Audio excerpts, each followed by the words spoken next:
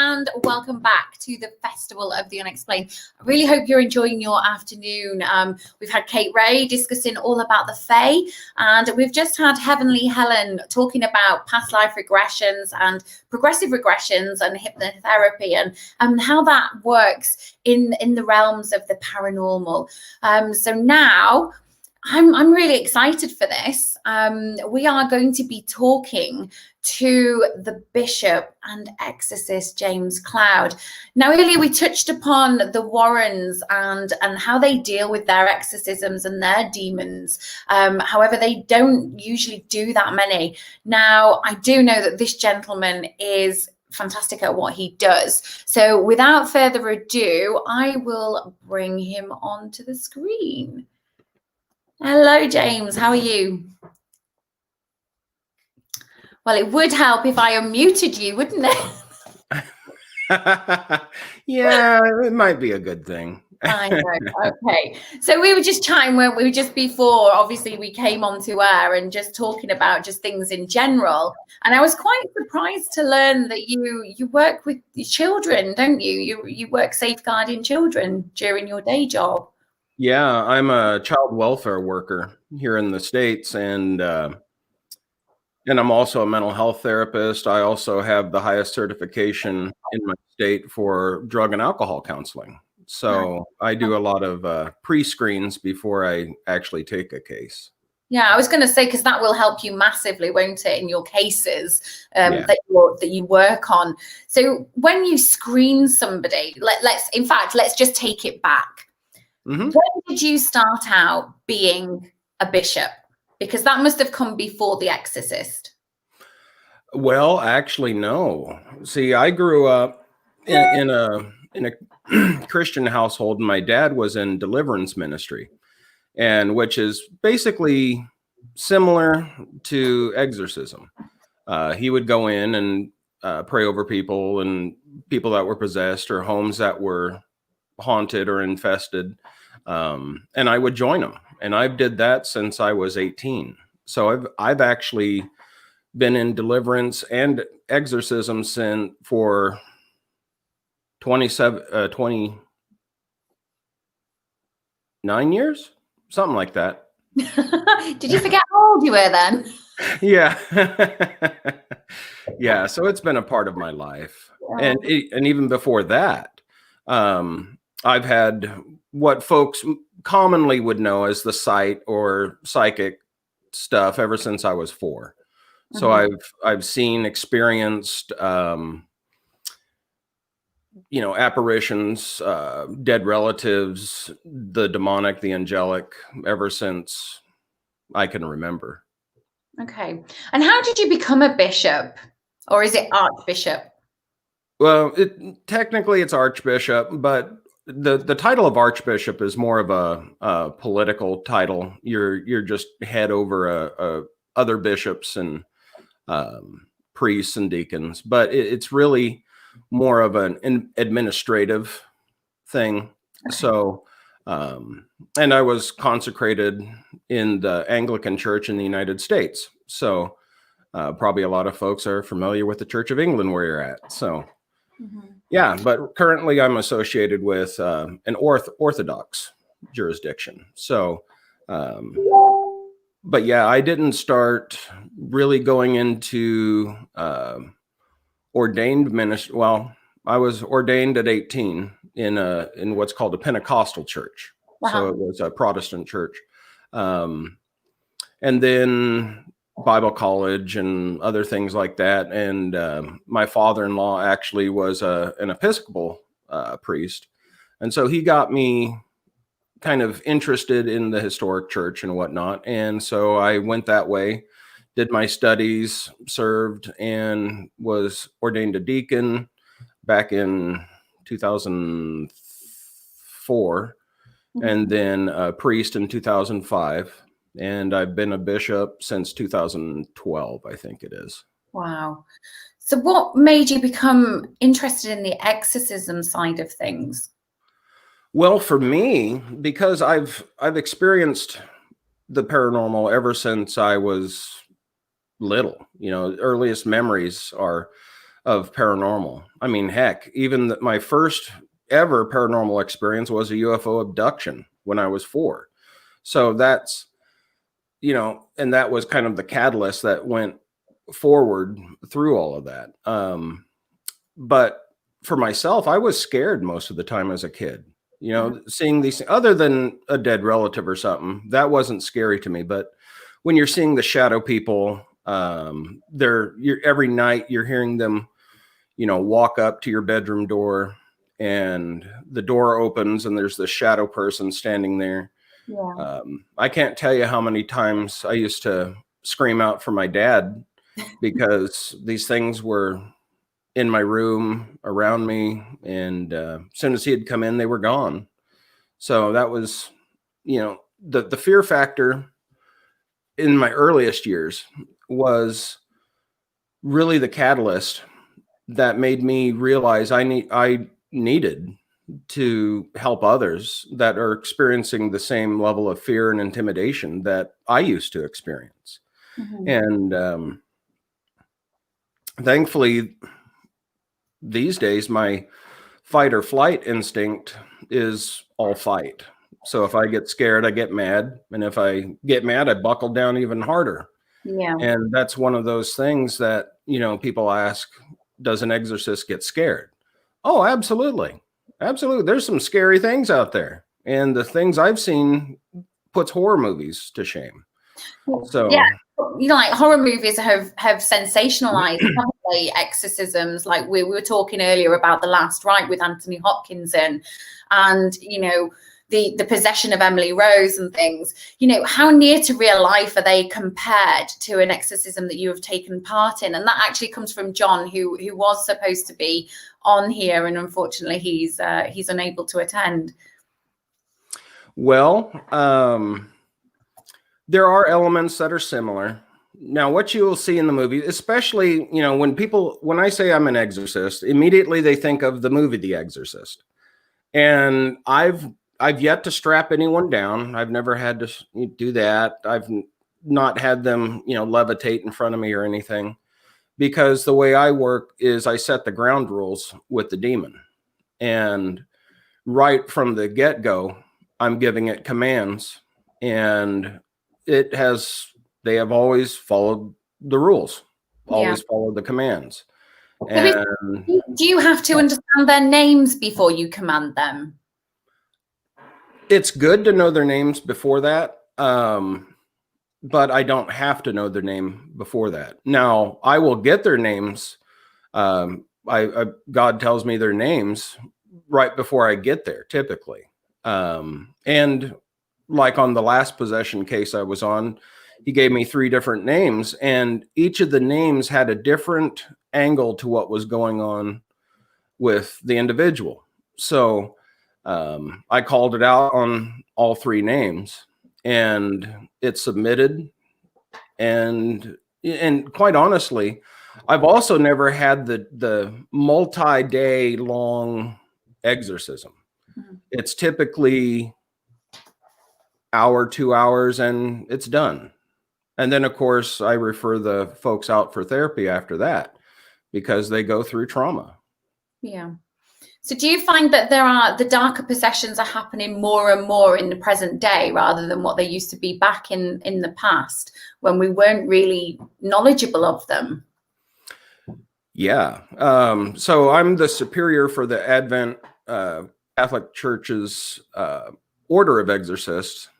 And I have an exorcist and 2 demonologists that I work with. And we all agree that the cases we're getting are darker and more insidious than they used to be. Mm-hmm. And I think some of that goes to the accessibility of the occult and other material on the internet, and just the openness at which the occult is embraced in the modern age. And that really leads people to being more open to these things. And I think they dig their claws deeper too. Yeah, and we find that the more the occult and the darker side of the paranormal is more accessible on the internet and things like that, but also is there a particular type of person who would be more susceptible to being possessed? Well, first off, the demonic world are nothing but predators. So a person doesn't necessarily have to have done anything for them to take a liking to you. A lot of people that have had traumatic childhoods and other traumatic events in their life are more susceptible, not because it's their fault, but because these guys are predators and they see someone that is already struggling with a lot of things in their life. And so they tend to focus more on these individuals because they, at some level, they want to increase their victimhood. They want to further break down the individual that's already struggling with the demonic humans that abused them or mistreated them as a child. And so that's really the biggest thing. The second thing that makes a person more susceptible is, like I said, dabbling in the occult. Most cases I've been on, it started with the Ouija board, and I'm not saying everyone that plays with the Ouija board is going to get possessed, but the probability rises, at least for an infestation of the home. But the possibility is there for possession too. Yeah. And it's strange, isn't it? Because, these entities actually feed off, the fear, the actual depression of that person. And they take that person into some really depraved situations inside their own head, don't they? And, I just think, how do you stay balanced and protected whilst you're doing these exorcisms? Well, for me, there's a time of preparation before any type of exorcism case, whether it be a property cleansing or I'm dealing with a person that's oppressed or possessed. And there's a big difference between the two of those. But I'll usually fast 2 or 3 days. I'll be in prayer. And when I set foot on a property or into the presence of a possessed person, I have done everything to basically get myself out of the way, so that I'm not a barrier to what God wants to do for this person. And a lot of people say, well, why does God allow people to be possessed or to be tormented? The thing is, even the demons have free will to an extent, but all of creation has free will. So in order to truly love a person, you also have to have the ability to truly hate a person. Otherwise, it's not love. It's a robotic reaction, because that's how you're programmed. You just love, and that's it. But these things thrive on the darker emotions and whatnot. And my train of thought went to the next station. So you might have to remind me if I didn't answer that. No, it's fine, because we're going to kind of go backwards and forwards anyway with regards to what we're going to speak about. But John's also asked have you ever been called to a case where a person hasn't been possessed and they're actually dealing with a mental breakdown or mental issues? And what would you do in that sort of scenario? Well, absolutely. I've run into people that are struggling with a mental health condition. So that's where my mental health professional hat comes in, because I have a master's degree in marriage and family therapy. And so I do psych evals and help folks work through trauma, basically, and how that trauma affects their relationships. On the cases that I have been called to, that people are saying, oh, I'm possessed, or I'm having real struggles, and I think there's a demonic influence. First, I gather all of the background information on the person. I want to know, are you currently diagnosed with anything? What's your family history? Have they experienced similar things in the past? What's the history of the location? That kind of stuff, so that I can get a broader understanding of what might be happening to them just biologically, neurologically. Looking at the explainable factors first. I've when I was on a case I'm thinking of in particular, this person had been into Luciferian Satanism, not the Church of Satan brand, which they usually don't even believe in Satan. It's more of a concept, but the Luciferian Satanism. And they had said, well, I sold my soul to the devil, and I'm really having struggles here. And I said, well, first, no one can actually sell their soul to the devil. Your soul is yours until you draw your last breath. And then after that, well, what choices you made, that depends who gets it. But until that last breath, there's always grace. So, the mental health piece for this individual, there was, again, extreme childhood trauma that happened. Sexual abuse, physical abuse, emotional abuse, neglect, that kind of stuff. And all of these were playing into the current diagnoses of post-traumatic stress disorder, bipolar disorder, and one or two others as well. So those in and of themselves can make a person feel haunted, as if they're out of control. Because see, my father, he was in Vietnam, and he had 100% service-connected post-traumatic stress disorder. He would have audio and visual hallucinations sometimes. His dreams were haunted by body bags as far as the eye could see. He got 4 Purple Hearts in the Marine Corps from Vietnam, served 2.5 years over there. And, it was tough. And so he struggled with that all of his life. And when a person struggles with PTSD, they'll have emotional outbursts, anger, or they might just close themselves off, or, a lot of things that if you're just looking through the lens that, oh, demons everywhere, then sure. I mean, it would look a lot like that, but that's not my lens. I use multiple lenses to look at what's going on, and then figure out the best solution for them. And sometimes that solution is therapy. Yeah. And it is, isn't it? Sometimes when somebody is dealing with quite a depressive state and is quite mentally unstable, demonic, I can't speak today, demonic possessions are more, would you say they're more likely to happen? They can, absolutely, because like I said earlier, these guys are predators. And so they look for someone that's already struggling in their life with something. Heck, even drug use. The Greek word for drugs is pharmakeia, and which is also the English word for sorcery.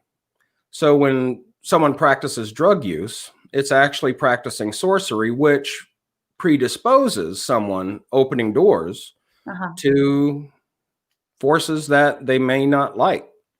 Yeah, it's really funny because your mom's just joined the chat room, so she's in there, bless her, Betty. So hello, Mrs. Cloud. Hi there. So yeah, moms usually are our biggest fans, aren't they? Yeah, for sure. She's a great gal. Yeah, just to let everybody know, we are seeing all of your comments, and it depends on which platform you're actually watching us, because we're on YouTube at the moment. We're on 5 different pages all over Facebook as well. So if you happen to be on a page where it's just a couple of you, join the festival page on Facebook, and you'll be able to see all of these questions. And it is interactive as well. So if you want to get involved and ask James any questions, please do so, because that's what we're here for.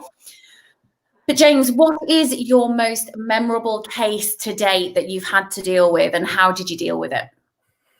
Well, I've had a couple of very memorable cases. I usually go with one that happened a few years ago. in the town just over from us. We were called to a local business. Both the employees and the customers reported being touched. It was a 2-story old building from the late 1800s. So the building itself had a lot of history, and people would report being pushed down a flight of stairs. They would have their hair tugged. They would have their names called. Other disembodied voices would happen in the environment. You would have on the second floor, they said that no matter how many lights they had up there, it always had a dark look to it. They could never make it bright enough up there. And they would hear the previous owner working in his workshop, and he had died multiple years prior to that. And so there were a lot of levels to this.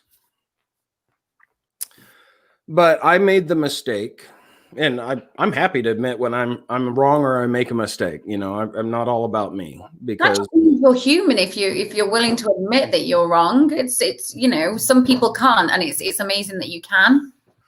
Yeah. Well, even as an exorcist, I understand it's not about me. It's about getting the job done and doing my best to keep me out of the equation. Okay. But for this case, I thought in error that it would be more of a training case. Because there are some levels of haunting that I go to that I bring visitors, because it is low key typically. And, they get scared out of their wits. But for me, I'm just like, well, just another day on the job.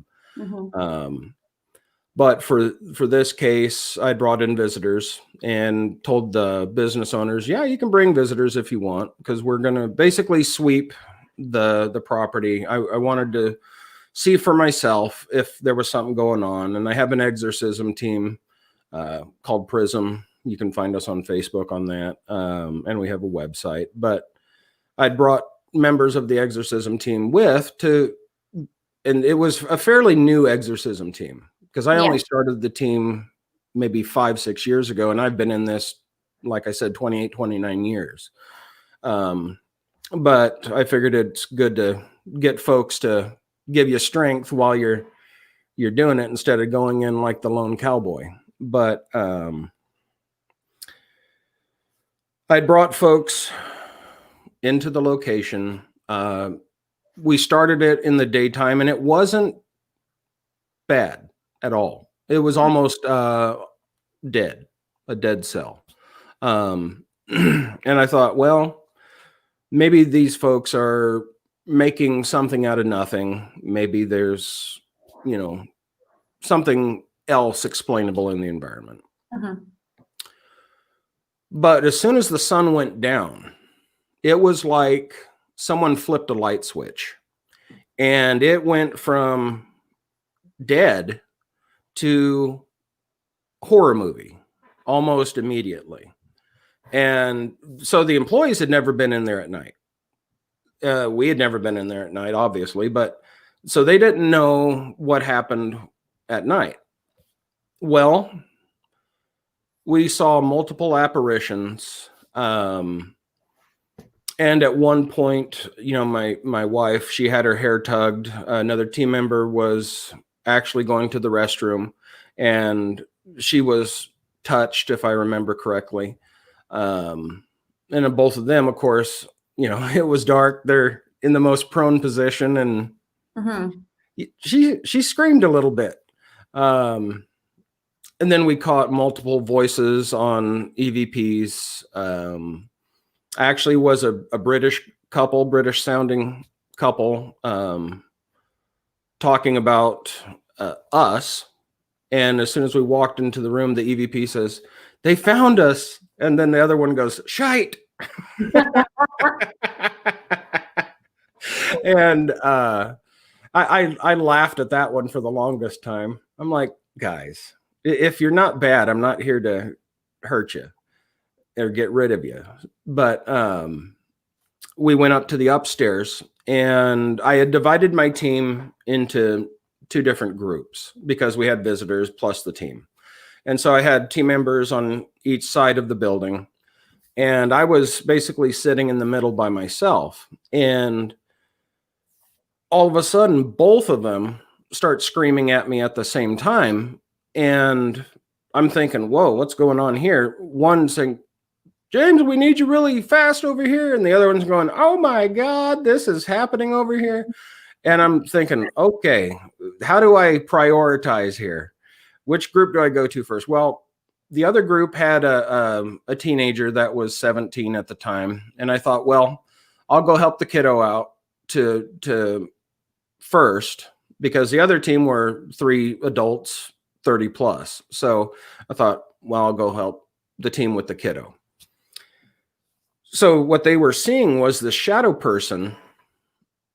So this building housed an antique store is what it was. And they sold a variety of things. But there was this large antique mirror that was a floor mirror. It went from the floor up maybe 5 feet or so. So it was a big one.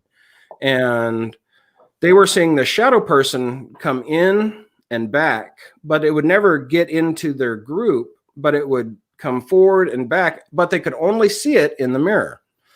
And so, excuse me, they were freaking out. And the visitors was, my team wasn't, but, and so I sat down there with them, and I'm looking in the mirror, and sure enough, there's this black mass just coming forward and back. And I'd turn around and look to see where it was, and I couldn't see anything.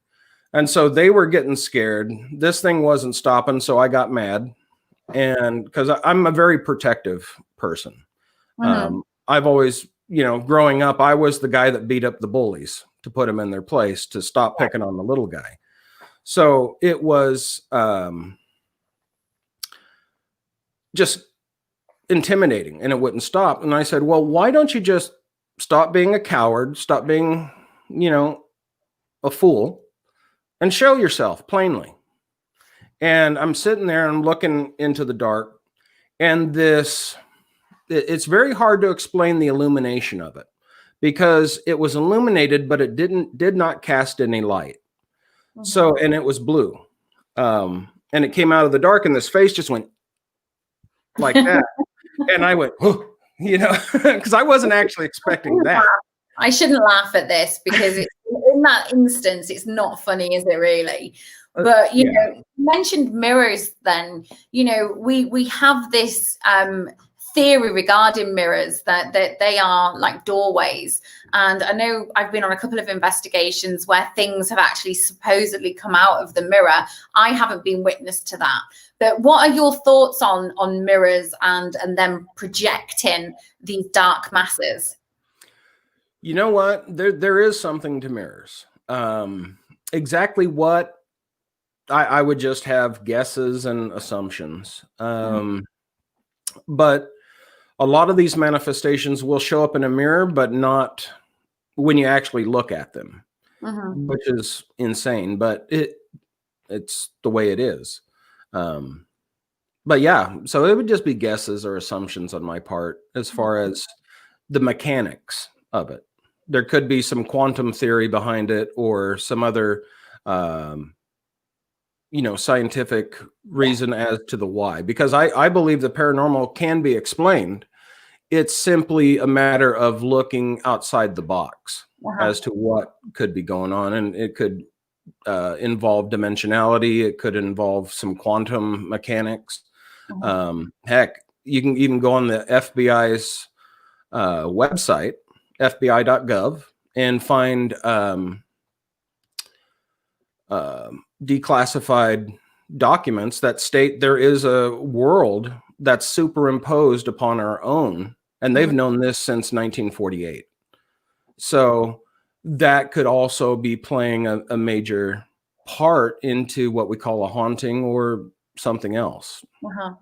And what was the conclusion then to this face in the mirror? What happened when you obviously spotted it? Well, so like I said, when I get scared, I get mad. So, I was like, no, you didn't.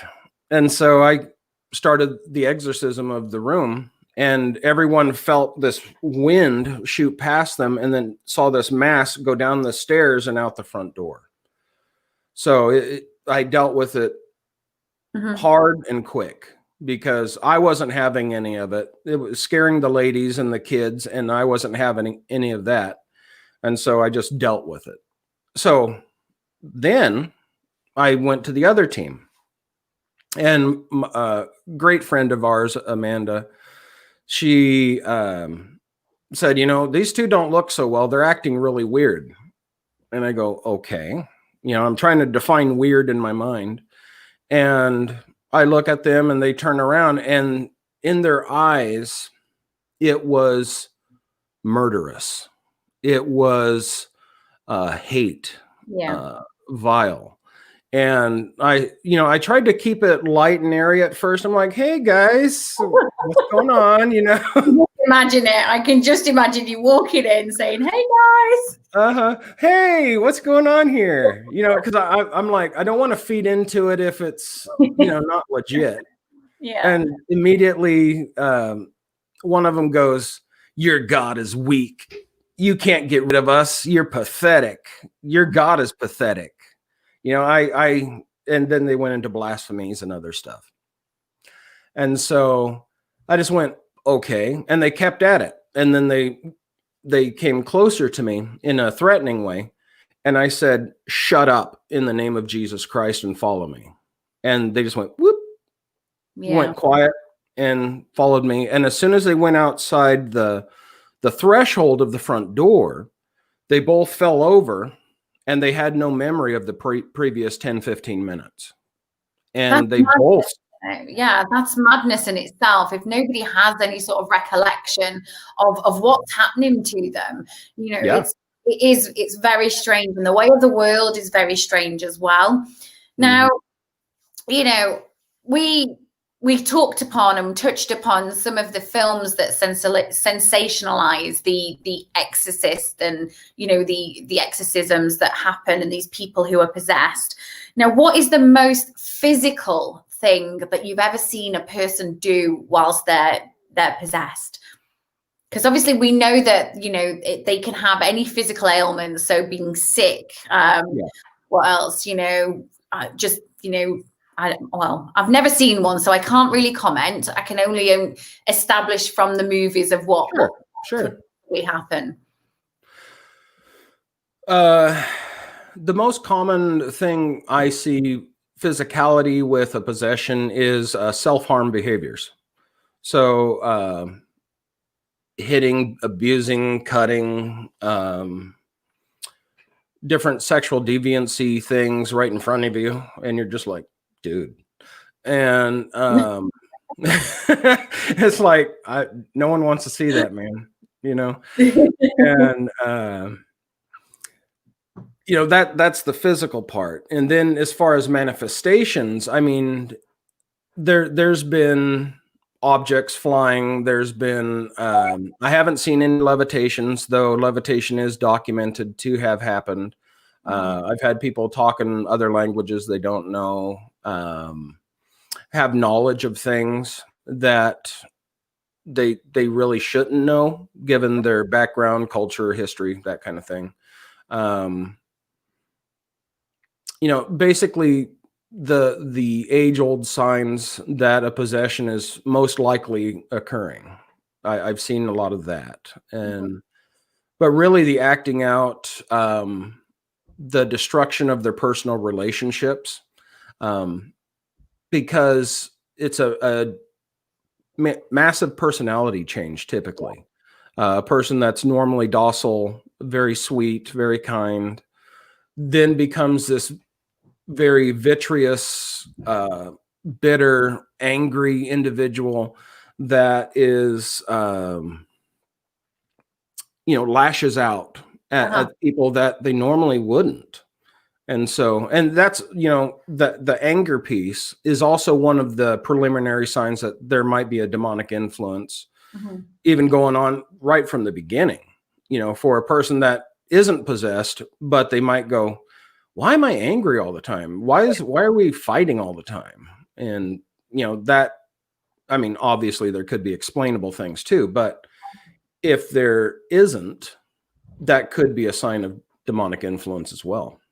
Yeah, it's really funny, isn't it, when you notice somebody's behaviors that have actually changed. And we talk about exorcisms, but exorcism isn't just demonic, is it? Really, it's about any sort of entity. It doesn't have to be demonic in nature. It's all about, if you have any sort of spirit attachments and things like that, that could be an exorcism in itself, couldn't it? Sure, absolutely. And I've exorcised many properties where it's simply a human spirit.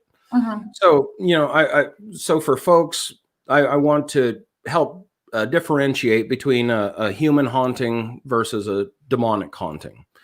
A human haunt, these are souls that are trying to get your attention. They won't necessarily, attack you or cause all of these emotional, angry things. They typically don't do that. What they'll do is make sounds. You'll hear footsteps. They might wake you up. They might cause changes in the environment. But by and large, when you actually investigate, they're asking for help. And so when I discover that it's a human haunting, and of course my own, what I call radar, because I have I'm trying to put it in terms paranormal folks would understand. So post-cognition, precognition, psychometry, clairaudience, clairsentience, and then I don't know. There's all the sensory, isn't it? So, all the sensory stuff. So I usually don't have folks tell me what's going on before I go into an environment, because I want to feel it out. I want to tell them what's happened there in the environment and what's going on. So I can usually differentiate from my own radar if it's a human or a demonic, and both affect me differently, and that's how I know. But for the human haunts, I simply grant absolution to whatever they're struggling with, and then I give them a blessing and pray for them to move on. And I've not had one yet that hasn't taken that up, like a starving man looking at a pork chop or something. They go for it, and the haunting's done. Have you ever come across anybody who has, you've exorcised them and you've left them for a few years? Have you had anybody come back to you with a second recurrence? Yeah. And there's specific reasons as to why. So for there are when the long progression that ends in a possession of an individual occurs, that long progression, these demons or dark entities have put their hooks in this person over a period of years. Typically, you don't just wake up one day and you're possessed. I mean, that just doesn't happen. It's typically a longer process, because you got to realize these guys are immortal and have been around for millennia. Yeah. So they're very intelligent, very wise. They understand the human condition, our human nature. Masters of manipulation, aren't they? So they start off small and manipulate you into thinking that they're something that they're not. And then once they're in, it's kind of like they feed, isn't it? It's like, oh, I'm going to do this now. I'm going to do this now. And it is, like you say, it's a long succession of progress from them. Sure. It's like the old analogy of the frog in boiling water. If you drop the frog into boiling water, it's going to jump out. But if you slowly turn up the heat over time, the frog will boil to death. It's the same concept when you're looking at these long-term demonic infestations. These guys are very happy to play the long game with a person, whether that be just one person's entire life or multiple generations within a family line. They're totally fine with that. So when the recurrence happens, when I do the exorcism and this thing comes back, and usually comes back with 7 others worse than the first. Christ himself said that's what happens. So the latter state of the person is worse than the first. But that's why it's very important, in order to avoid a recurrence, that I really sit down with this individual and we go through their history. What things do you think were the open doors? What were some of the things that you were into that maybe your family was into? What are some of these deeper hooks that is keeping this thing attached to you, targeting you? And we look through each of those things, and a lot of times it's confession and absolution, a renunciation of those things. And that takes out those little hooks, because over the years, they're putting in these hooks on a person, and you have to basically unhook every single one. Yeah. And it takes time. And it's more of a therapy session, more of a confessional type session during that phase, because I'm sitting there and I never judge a person for their past. The past is the past. We all do dumb things, but it's a matter of, what do we do now? What can we do now to move ourselves forward? And if they've been honest with me, then there isn't a recurrence. But those that want to keep these little things secret, or perhaps they even like what they did, that open the door, I could exorcise them 1,000 times. And unless they renounce those things and turn the other way, it'll keep coming back.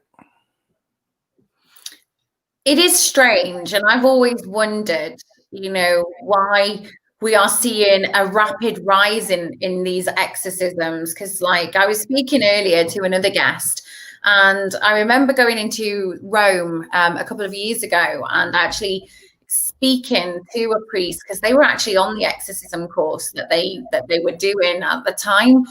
Now, when I asked him about the course, he was very dubious. He wouldn't speak to me about anything. Basically, it was very strange. And I just asked him how many people were on that course, and he said to me 270, and that is the only thing he said to me. 270 are ordained each and every year. Now that's a huge amount than what used to happen, isn't it?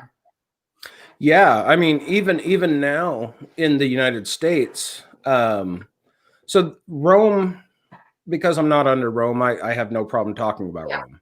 But Rome has just tons and tons and tons of red tape that you have to go through just to get an exorcist. The priests most of the time aren't trained. Your parish priests aren't trained in doing an exorcism. So a lot of times they won't help an individual. They might bless the home, go through and sprinkle it and give it some blessings. But there's no face-to-face confrontation with whatever's going on within the environment, typically. One of my demonologists even said, he had called in a priest from a local diocese in the Midwest, and the priest went in because, my demonologist had all this evidence to give to the Catholic Church.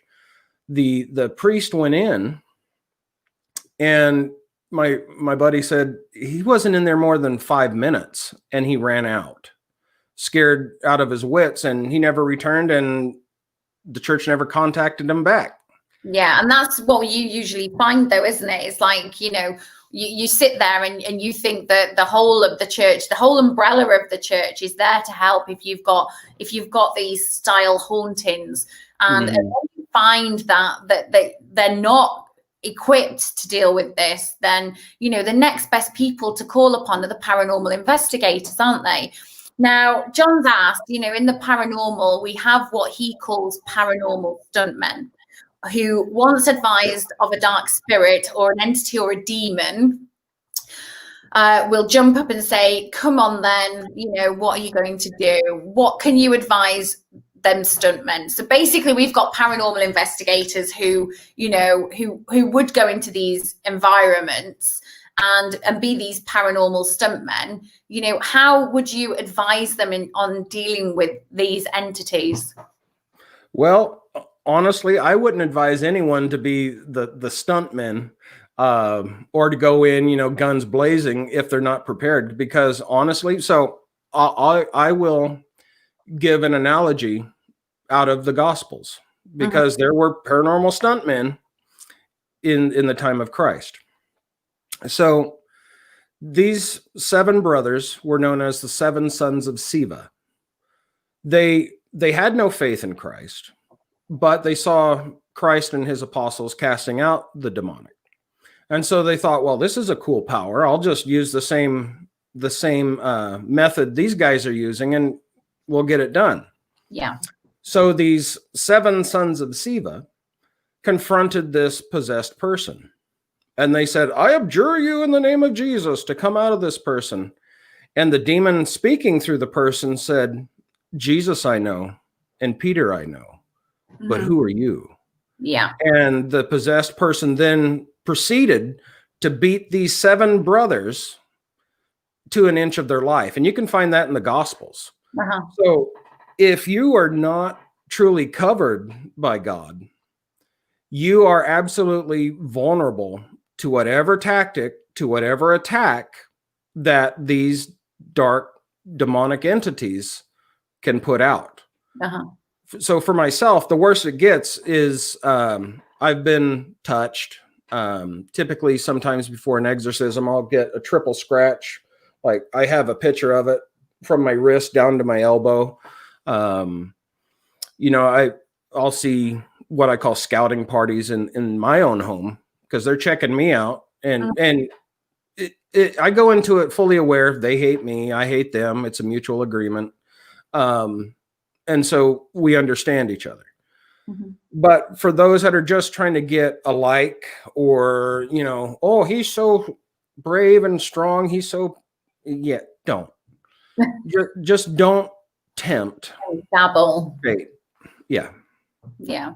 So if anybody, whereabouts do you cover? Do you cover a certain area of the US?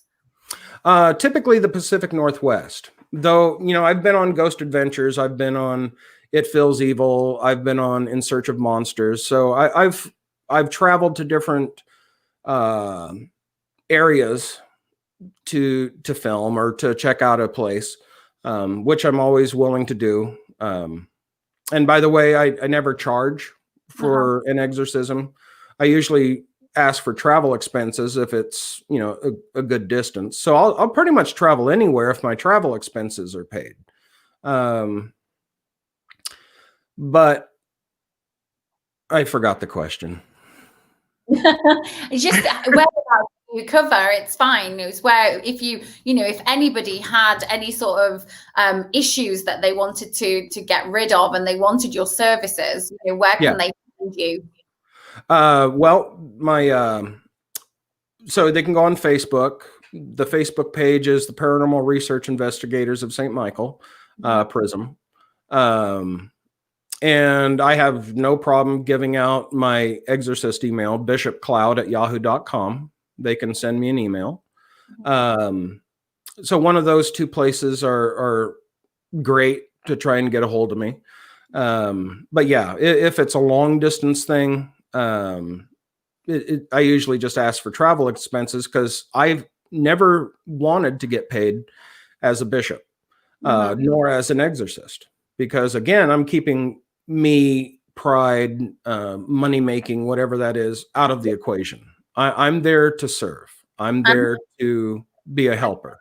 I think that's honorable, though, that you don't charge, because with the rise in these cases and these exorcisms and, you know, possessions that are happening at the moment, I think, you know, the world needs a little bit more of those people who don't try and, you know, capitalize on you know, making the money and things like that. And it's, you know, these, you know, the TV shows, they only show the entertainment purposes, don't they? They don't actually show what happens in people's real lives. And I'm just thankful sometimes that I don't have to see what you see, because it is quite a setting time. And I know we've talked about it with quite, jovial comments, and, we've had a bit of a giggle about it. But in the reality of this, it's not a laughing matter, is it? And these paranormal stuntmen, we don't, we don't want to, give them the airtime or give them, the ego that they're so desperate to have. And I do think that you are a very, very interesting person, and I really could sit here all night and speak to you. And I know the comments in the chat room have been nothing but very favorable. And I know exorcisms and possessions, that the topic itself is just huge, isn't it? We could probably sit here all night and discuss, individual cases, or, the possession of Emily Rose, which was dedicated to a true life story, wasn't it? Yeah. But like you say, it's not for people to capitalize on. And, I do hope that the people who you have helped in the past have moved on to, to better pastures in their well-being. But it's fantastic what you do, and I've really enjoyed speaking to you. Thank you. And I always think things happen for a reason as well. So there must have been a reason why I'm speaking to you, because originally I wasn't here to talk to you, but I'm glad I have now. Absolutely, it was great. And it's lovely because your lovely wife must have come on the stream as well, Catherine. So she was on your stream. So it's been a bit of a family affair, hasn't it? Oh yeah. And so, like, my mom, she's seen even more than I have, because she's also had the gifts since she was a kid. It runs in the line. So maybe we can get your mom on then next time. Maybe. It'd be fantastic. Now, John said, amazing gentleman. Thank you, James. Come back again. And Valerie White said, love this. Thank you. So you've been a huge hit amongst the fans of the Festival of the Unexplained this evening. So I just want to say thank you so much for taking the time out of your day to come and join us. You're very welcome. And I do hope that I'll be speaking to you very soon. Sounds great. Okay, so for you guys who are still staying with us, we have the Villisca Axe Murder House coming up after this. And this interview is one that you do not want to miss. It's interviewing Johnny Hauser and his time from the house and his experiences of the paranormal within the house. So don't go away, stay tuned, and we'll be back shortly.